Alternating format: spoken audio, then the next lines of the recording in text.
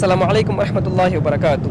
ஒரு ஏழையான சஹாபாக்கள் எல்லாம் சேர்ந்து நபி அவர்களிடத்தில் வந்து, யா ரசூலுல்லாஹ், பணக்காரர்களும் எங்களை போன்றுதான் தொழுகிறார்கள், எங்களை போன்றுதான் நோன்பு வைக்கிறார்கள், எங்களை போன்றுதான் அமல் செய்கிறார்கள்.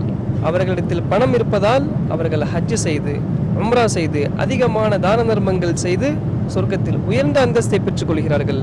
எங்களால் அந்த அந்தஸ்தை பெற முடியவில்லை என்று முறையிட்டார்கள்.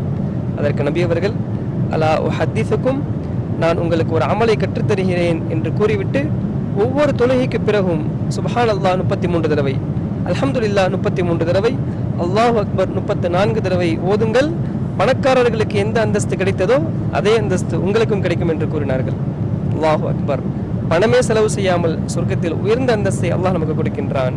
இந்த லேசான அமலை இதுதானா என்று விட்டுவிடாமல் ஒவ்வொரு தொழுகைக்கு பிறகு மோதி சொர்க்கத்தின் உயர்ந்த அந்தஸ்தை அல்லாஹ் நமக்கு தருவானாக. ஆமீன் கூறுங்கள். அஸ்ஸலாமு அலைக்கும் வரஹ்மத்துல்லாஹி வபரகாத்துஹு.